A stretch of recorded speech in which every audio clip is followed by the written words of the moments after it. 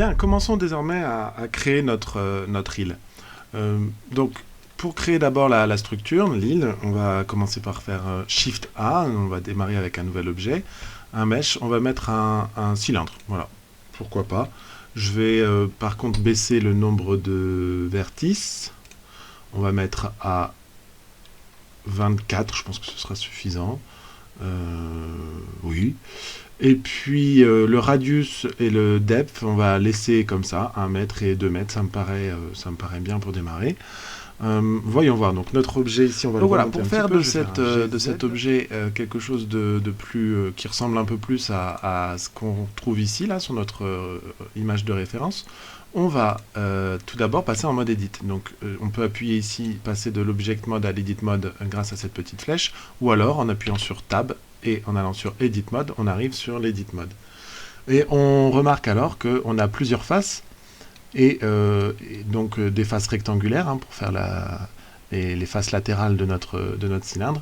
Mais on peut également, donc là je peux les sélectionner les faces, vous voyez, hop, je les sélectionne. Si je reste cliqué, je peux sélectionner plusieurs faces à l'aide de l'outil Box Selection.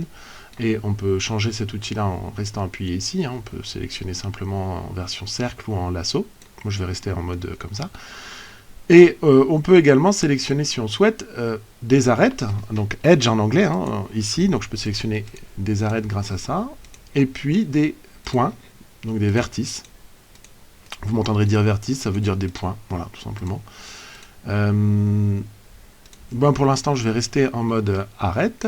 Et ce que je vais faire, c'est que je vais rajouter de la géométrie ici sur la partie cylindrique, sur le côté, en sélectionnant une arête, comme cela. Et je vais rajouter ce qu'on appelle des edge loops, donc ça veut dire de la géométrie qui va être connectée, donc qui va faire tout le tour ici, le tour pour garder la même forme que le cercle de base. Et pour cela, on utilise le raccourci CTRL-R. Donc CTRL plus R, vous voyez, ça me permet d'ajouter un ou plusieurs cercles ici à ma géométrie. Alors on peut, par défaut c'est un cercle, et si on appuie sur la molette de la souris, on peut en faire défiler plusieurs, vous voyez, il commence à s'afficher. Donc tant qu'il reste jaune, on peut modifier le nombre. Bon, bah, moi je vais en mettre 4. On clique gauche pour valider le fait qu'on a 4 edge loop à insérer, et puis clique, ensuite on peut les déplacer pour dire à quelle hauteur on veut. Moi je vais laisser par défaut comme ça, et donc vous voyez on a 4 ici cut, donc 4 edge loops qui vont se former le long de nos rectangles, et on va laisser ça comme ça.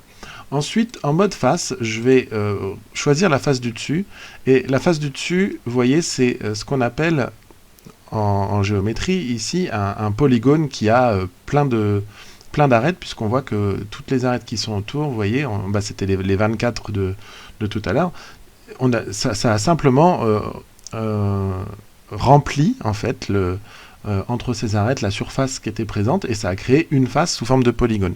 Juste un petit conseil, il faut savoir que dans tous les logiciels de rendu et de moteurs de jeu, de choses comme ça, il faut le moins possible utiliser des polygones à plus de 4 côtés. On utilise en gros, pour les moteurs de jeu, que des triangles et des quadrilatères, donc 3 et 4 côtés seulement. Et en général, on essaye de ne pas utiliser de polygones. Donc ce qu'on va faire ici, on peut faire tout simplement supprimer avec la touche Sup ou la touche X. Moi je vais utiliser la touche X et on va supprimer la face ici. Et on va se mettre en mode arrête, sélectionner le tour. Alors pour sélectionner le tour, plusieurs façons de faire. On peut se mettre point de vue 7, donc vue du dessus, sélectionner avec la box, et vous voyez que là on a tout le tour de sélectionner. Mais il y a une façon plus intéressante de le faire lorsqu'on veut sélectionner une edge loop, c'est-à-dire donc une forme fermée, hein, qui a été créée, une boucle fermée. On peut appuyer sur Alt et sur un des segments, ou une des arêtes, ou une des faces. Si on veut le faire avec les faces, ça marche aussi. Et là, vous voyez, hop, il sélectionne tout. Alors, selon qu'on se rapproche, si je me rapproche d'une extrémité de mon segment, ici, de mon arête, et que je clique sur Alt et clic gauche, bah, vous voyez, il va sélectionner dans ce sens-là. Si on s'approche dans l'autre sens, il sélectionne dans ce sens-là. Vous voyez, enfin, je veux dire, tout dépend de où je clique et comment je clique. Selon les cas, on verra différemment. Donc là, on va sélectionner ceci et on va appuyer sur CTRL F et on va lui demander de remplir la grille en faisant un grid fill. Donc CTRL F, c'est ce qui permet de remplir une surface vide. Vous voyez, CTRL F, ça me permet d'aller dans le menu face. Et ensuite, si j'appuie sur Alt F ou sur G, donc si j'appuie sur Alt F, je vais vous montrer la différence tout de suite. Si j'appuie sur F, tout simplement, il me remplit. Il me remplit l'espace, mais ça revient à refaire ce qui était avant. Donc, bon, moi, ça marche, c'est pas du tout ce que je veux. Je retire la face.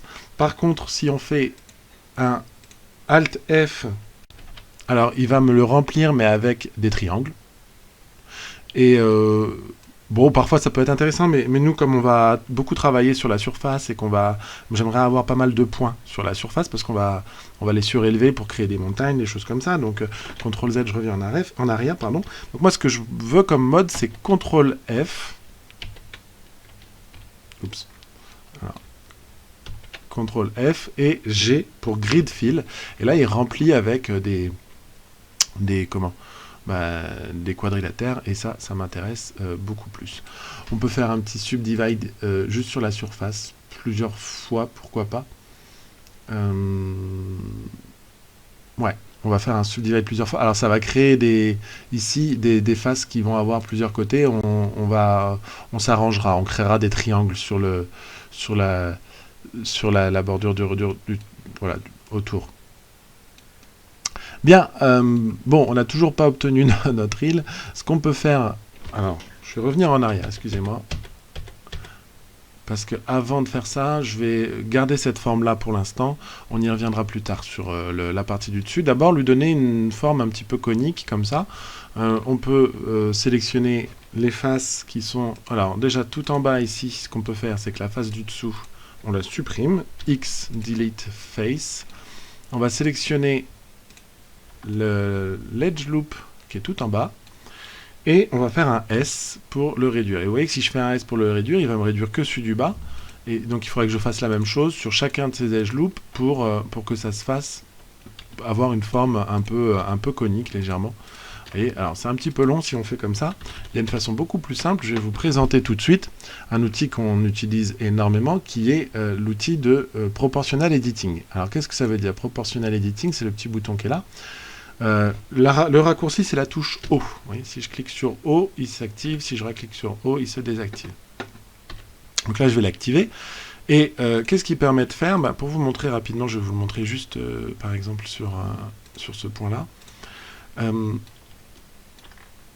Lorsque j'appuie sur une des touches de raccourci que nous avons vues déjà, qui permet de déplacer par exemple, donc la touche G, mais ce serait pareil pour la touche R ou S, il y a un cercle blanc qui apparaît à l'écran, c'est la zone d'influence de notre proportional editing. Ça veut dire quoi? Ça veut dire que quand je vais déplacer le point, là, vous voyez, eh bien, tous les points qui sont dans la zone d'influence vont se déplacer aussi de façon proportionnelle pour suivre ce point-là. Donc c'est ce qui permet d'avoir une sorte de continuité un peu linéaire, de ne pas déplacer uniquement le point. Vous voyez, si je désactive et que je déplace le point, et là il est tout seul à se déplacer. Alors qu'avec le proportional editing, eh bien on peut le déplacer ici. Et selon l'influence qu'on va régler avec la molette de la souris, alors si je la mets trop grand, évidemment ça va tout me déplacer, et si je la fais plus petite, ça revient à déplacer que le point qui est tout seul. Voilà. Donc on va utiliser cet outil-là, ce proportional editing, pour en dessous ici,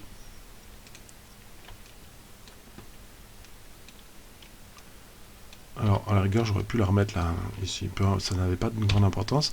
Avec un S et le proportional editing, on va prendre en compte quasiment la totalité, et puis on va diminuer ici le scale, hop, voilà, jusqu'à peu près là, comme ça, moi ça me plaît bien. Et on a une base, voilà, pour notre île. Alors c'est juste une base, mais maintenant vous allez voir que l'outil Proportional Editing, justement, il est super quand on l'utilise quand on l'applique sur des points pour obtenir des formes qui soient un peu moins primitives. C'est-à-dire que là, vous voyez, on voit bien un cercle comme ça. Eh bien, on va travailler un petit peu dessus. Je vous laisse le faire également, hein. Prenez votre temps, je mettrai ça en accéléré. On va accélérer la vidéo pour que vous puissiez comprendre le principe. C'est de déformer un petit peu. Alors moi, je vais activer le mode X-Ray pour ça, pour que je puisse le faire aussi sur les formes qui sont, les points qui sont à l'intérieur. Mais en gros, vous allez déformer un petit peu l'allure vue de dessus de votre île. Voilà. Pour donner une forme un peu, voilà, un peu plus aléatoire, un peu moins circulaire et prévisible. Voilà, donc je vous laisse...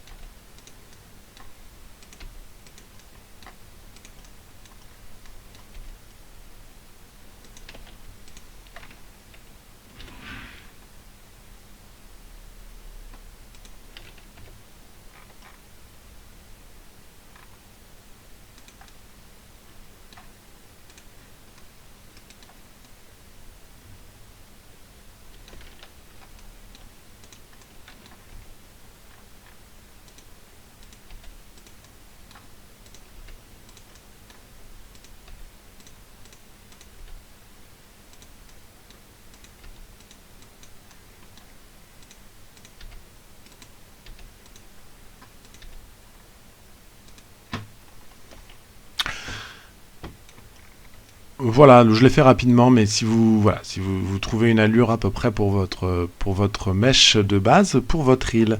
Une fois que vous avez fait ça, on va s'occuper tout de suite de la face du dessous. Ce qui serait pas mal, c'est de supprimer ce grand polygone qu'on a là. Pour ça, je vais vous montrer en même temps un nouveau raccourci. On peut faire un ES, donc ici pour réduire la taille. Donc E, c'est pour... faut que je vous montre ça. E, c'est pour extruder. Donc, ça va permettre de copier en quelque sorte les points et les déplacer là où on a envie. Par exemple, si j'appuie sur E, tout simplement, vous voyez, bah, ça refait une nouvelle, un nouvel edge loop avec le même nombre de points. Et ça me l'a copié un peu plus bas. Donc, je peux le déplacer où j'ai envie ensuite. Et si je fais un S, eh bien, ça va scaler. Donc, ça va le remettre à l'échelle. Donc là, je vais faire un ES encore une fois. Vous voyez, tac. Puis, je vais peut-être même en faire encore un autre. Regardez. Donc E, je le descends un peu, S, comme ça, voilà, jusqu'à temps que j'arrive à quelque chose d'acceptable, voilà. Et arrivé en bas, ici comme ça, il y a un moyen de ne pas avoir ce polygone là qui traîne et avoir que des triangles, on va garder que les triangles autour. Tout simplement, vous gardez tous les points sélectionnés et il y a un raccourci pour ce qu'on appelle merge. Merge, c'est mettre les points... rassembler les points, les fusionner. Et bien, pour les fusionner, pour tous ces points-là n'en fassent qu'un, vous voyez ici, là j'ai 24 vertices, et c'est logique, puisque c'est les 24 vertices du départ de notre cylindre, et je voudrais les rassembler en une seule vertice à cet endroit-là, pour que ça se finisse un peu en pointe. Pour cela, on appuie sur Alt et M, et donc il nous dit Merge, et il nous dit où on veut les fusionner, entre guillemets.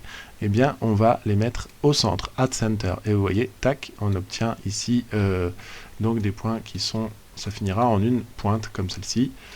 Voilà, bon. Alors je vais retirer Proportional Editing, mais j'aimerais, vous voyez ici, l'arête qui se trouve tout en haut.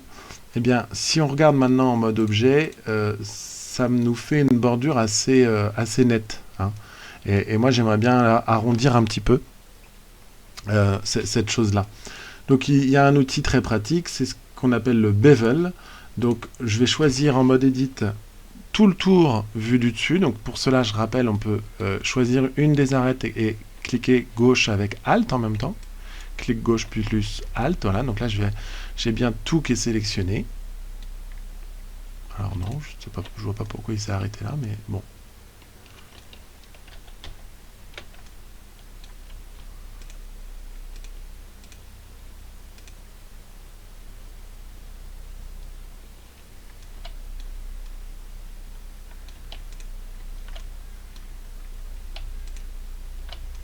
Bon, vous sélectionnez tout de cette manière-là, et ce qu'on peut faire, c'est un CTRL B.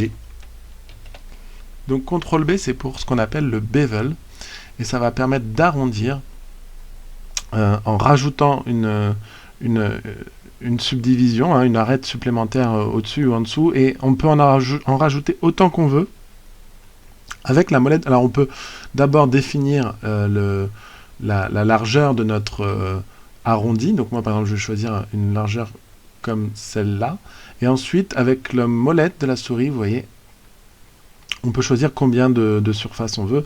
Alors nous ça doit rester low poly, donc moi je vais en mettre que une arête entre les deux, voilà.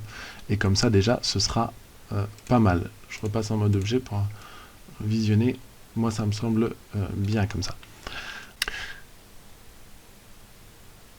Bien, alors notre forme globale pour l'île est finie.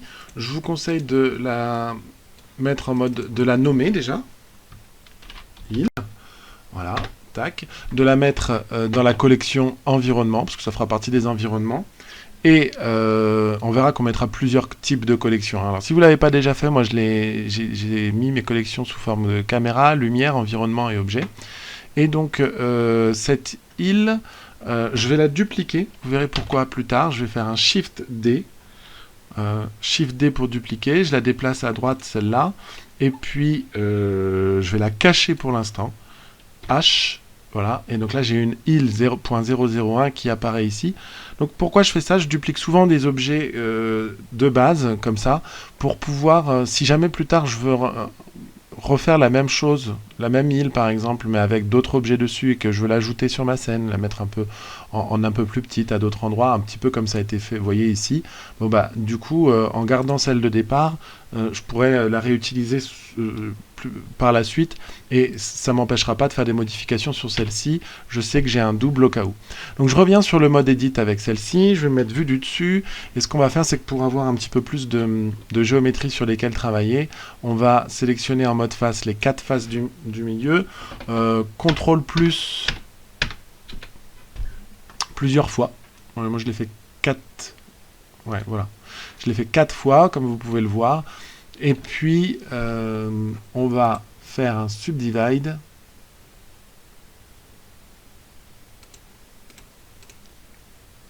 Voilà, 2 fois.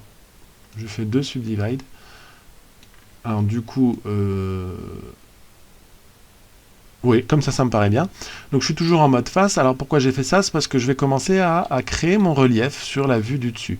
Alors tout d'abord, moi j'ai une envie, c'est de faire à la fois ici, plutôt que des cailloux, vous voyez, carrément une sorte de montagne, hein, on verra par rapport à l'échelle. Et cette petite rivière, j'aimerais bien aussi la créer.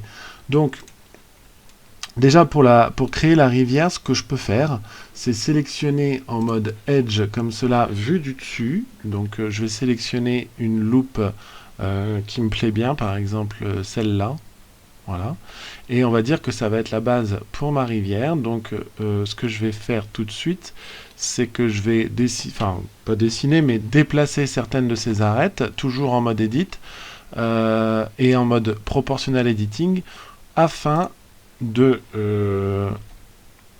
modifier légèrement, vous voyez, le cours de la rivière. Donc là je vais faire une petite rotation, je vais le déplacer comme ça, là aussi, alors rotation comme ça, déplacer comme ça, et je vais créer, voilà, c'est vraiment cette ligne là pour qu'elle suive un petit peu ma rivière comme j'en ai envie. Voilà, ce que je peux faire, c'est en sélectionnant donc toute cette arête là, faire un clic droit, et puis je vais vous parler tout de suite de l'add-on Loop Tool, qui est sympa. Alors si vous ne le trouvez pas, l'add-on Loop Tool, vous le retrouverez dans Edit, Préférences, vous allez dans Add-on ici, et vous faites une petite recherche Loop, et vous voyez dans Mesh Loop Tool, il faut l'activer. Il est par défaut dans Blender, vous pourrez le trouver à cet endroit-là. Ça permet de faire des opérations sur les edge loops. Donc là, par exemple, je vais faire clic droit loop tool et vous voyez, il y a plusieurs choses. Alors j'y reviendrai au fur et à mesure, mais celle qui m'intéresse là, pour l'instant, c'est le space. Non, pas le space, excusez-moi. C'est le relax. Ça va permettre de arrondir un petit peu, vous voyez, la forme de ma ligne. Et de cette façon-là, moi, ça me plaît bien. Et ce qu'on peut faire ensuite maintenant, c'est faire un CTRL-R. Voilà, pour faire ajouter une loop tool et l'ajouter à côté de celui-là. Et on peut même, alors je vais même recommencer parce que je vais vous montrer en même temps une astuce, c'est qu'on peut faire CTRL-SHIFT et R, et il va en créer deux, une de chaque côté. Voilà, comme ça. Et en plus en conservant la même forme que celle du milieu. Donc ça peut être intéressant pour moi, pour faire pour creuser ma rivière, je vais la creuser en tout cas sur ces bandes-là. Voilà. Et j'aimerais que cette rivière, elle soit ici, elle parte en tout cas d'une zone qui sera montagneuse. Donc toute cette zone-là, je vais la surélever. Pour ça, je vais prendre quelques points comme ça, au hasard. Tac. Alors,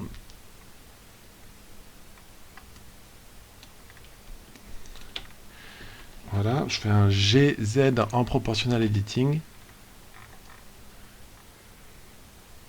Et on va voilà, augmenter la zone d'influence. Alors pas trop quand même, parce que je veux vraiment que ce soit montagneux. Je vais faire un petit peu dans un premier temps de cette manière-là.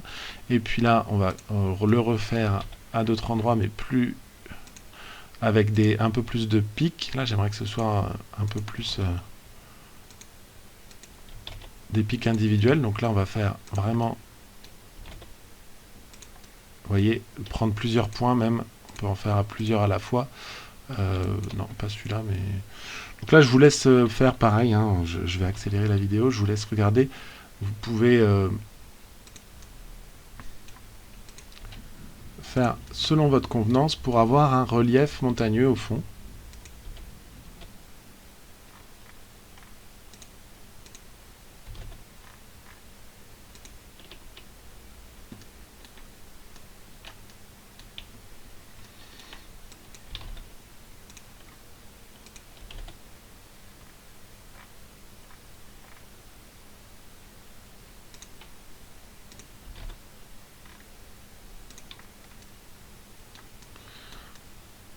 Voilà, de cette vue-là, ça peut être sympa comme ça.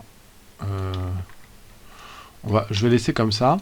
Et puis, en revanche, pour ma rivière, ce qu'on va faire, c'est qu'on va faire ici, reprendre les deux edge loops que j'avais fait à partir du mode edge, mais avec les faces maintenant. Donc je vais prendre cette face-là, et puis celle-ci. Voilà, donc ça va être ma rivière. Donc ce qu'on peut faire, déjà d'une manière générale, c'est tout sélectionner sauf la face de la montagne ici, là-haut. Donc je désélectionne en appuyant sur CTRL et clic gauche. Donc je désélectionne les faces qui étaient sélectionnées. Voilà, ici j'oublie pas celles qui sont là également. Hop. Et ce qu'on va faire, c'est un GZ avec très peu de proportionnel editing de cette manière-là. Tac, comme ça, je creuse un petit peu. Alors, je vais peut-être même faire un petit peu trop là. Je vais creuser un petit peu comme ça. Sauf peut-être éventuellement pour les derniers ici. Alors, je vais mettre vue de côté en transparence. Mais ici, l'idée, c'est que l'eau, elle coule de la montagne. Donc, je fais une rotation dans ce sens-là pour bien montrer que, logiquement, ces faces-là, elles sont au-dessus. Voilà. Bon, pourquoi pas, comme ça. Et ce que je vais faire, je retire le mode transparent, c'est que je vais recreuser encore à partir de l'edge loop qui se trouve là. Voilà, donc pareil, hein, je la sélectionne tout sauf le bout, parce qu'on va dire que l'eau elle commence à couler, la source, ça va être ce morceau de montagne qu'on voit qu'un petit peu. Ce qui se passe derrière là, je m'en fiche parce que de toute façon ma caméra après je la positionnerai par là, comme ça. Bon, peut-être qu'on lui fera faire le tour, mais bon, au pire, c'est pas grave. Si jamais je décide de faire l'animation et de faire le tour ici, ce que je ferai, c'est que je ferai un petit ES dans ce sens-là, on verra ça plus tard à la rigueur. En tout cas, ici, je sélectionne... où est-ce que c'est déjà? Voilà, cette ligne-là, et je vais faire pareil, un petit GZ en proportional editing, et ça va creuser un petit sillon pour ma rivière. Voilà, là cette fois-ci, ça me paraît pas trop mal au niveau de mon mesh, donc au niveau du solide de départ. Je vais simplement remettre un petit peu de relief ici. On imaginera qu'il y a quelques collines de ce coin-là, donc je vais prendre quelques points au hasard, faire un GZ en proportional editing avec une zone d'influence qui est un peu plus grande. Voilà, et voilà, mettre quelques collines de ce coin-là. Et ici, par contre, je décide de laisser ça plat. Voilà, donc Object Mode, comme ceci, ça me paraît pas trop mal. Voilà, donc ce sera tout pour cette vidéo. Dans la prochaine vidéo, on verra comment on peut ajouter donc la rivière et on va mettre de la couleur à tout ce qu'on vient de faire. Je vous remercie d'avoir suivi ce tuto et à bientôt.